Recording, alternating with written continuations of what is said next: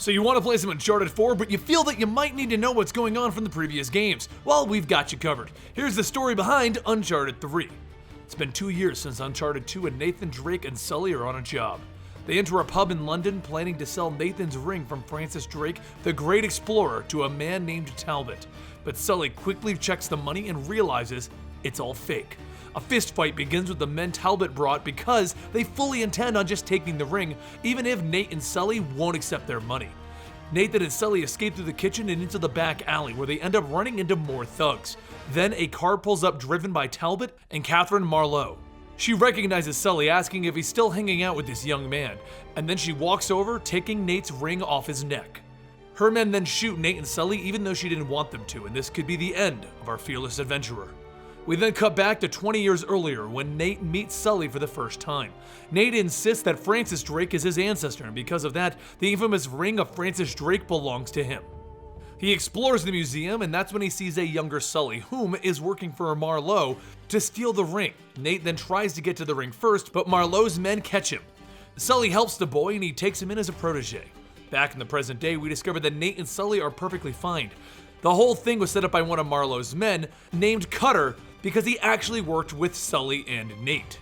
They then follow her car to see where she's bringing the ring, and this brings them to an underground library with tons of clues. And it is there that we see the work of many explorers in their attempts to find the secret city that Drake was looking for.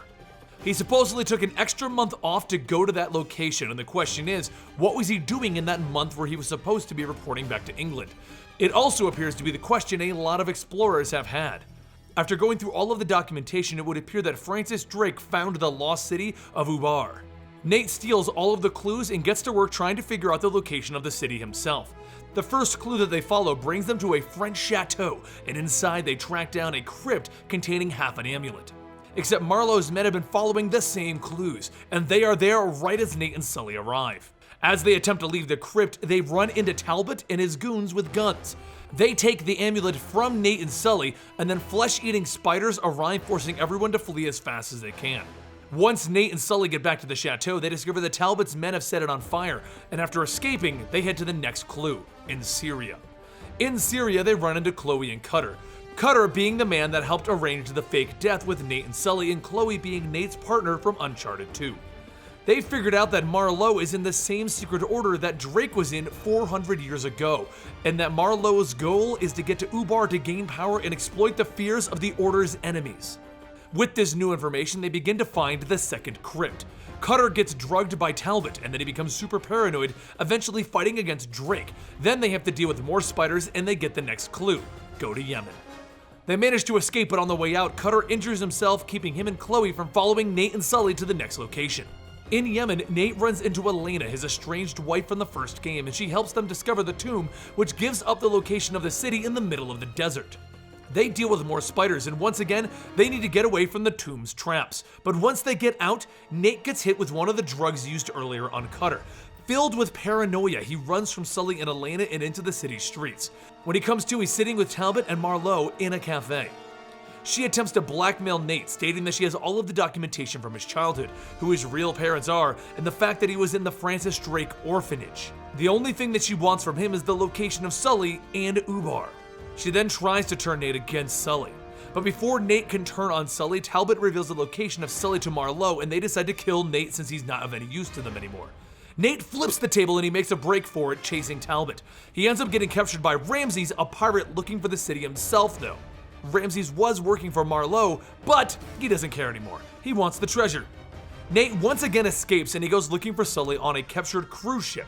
A fight ensues and Ramses gets killed, and Nate finally gets out of captivity. He washes ashore back at Yemen, where he finds Elena again, and she tells Nate that Sully was captured by Marlowe and is being forced to show them where Hvar is. Nate sneaks onto a cargo plane which is dropping off supplies at Marlowe's position, but he's discovered quickly and a shootout happens, causing the plane to take fire and it begins going down. Nate jumps out onto some of the supplies, deploys a parachute, and lands randomly in the desert. Wandering through the desert with no water, Nate is picked up by men on horseback, led by a man named Salim. Salim explains to Nate that the city of Hvar was doomed thousands of years ago by King Solomon, and King Solomon imprisoned a djinn there in a vase in the middle of the city. Salim then agrees to help and rescue Sully from the convoy first, and once they do that, they all head to the city to prevent Marlowe. But in the sandstorm, Nate loses Salim as they get closer, so he's left alone with just Sully once again. Sully and Nate enter the city, and they go find a fountain in the middle of the city, but then out of nowhere, Talbot arrives shooting Sully. Nate is furious and begins running through the city, shooting up Marlowe's men while hallucinating about his past, and the men have apparently been overcome by the Jajin. But once he comes to his senses, he realizes that Sully is alive, and they realize what happened to Hvar. Once King Solomon put the brass vase supposedly containing the Jinn in the center of the city, it tainted the water, causing hallucinations. This is what Queen Elizabeth sent Francis Drake to find out, and once he saw its power, he left it here. Nate and Sully go deeper into the city and they find Marlowe raising the brass vase from the water. In the ensuing fight, they manage to destroy the winch, which hits one of the important supports, and the entire city begins to crumble.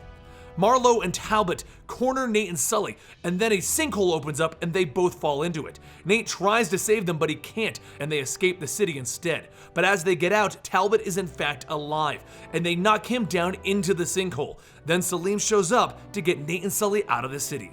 They eventually make their way to the Yemen airport, where Elena is waiting for them, and Sully hands Nate back his wedding ring from his failed marriage to Elena. Nate then hands it back to her, and he asks her to remarry him, to give it one more shot, and she agrees. And that's when they leave into the sunset. That is the end of Uncharted number 3, but we still have an Uncharted comic book that doesn't tie into all of this, and we'll be bringing that to you guys next week. So let me know in the comments down below what other games you're curious about the stories to, games that you want to know what happened so that you can catch up in time for the next game. On Twitter @EligibleMonster, and I'll see you next time right here.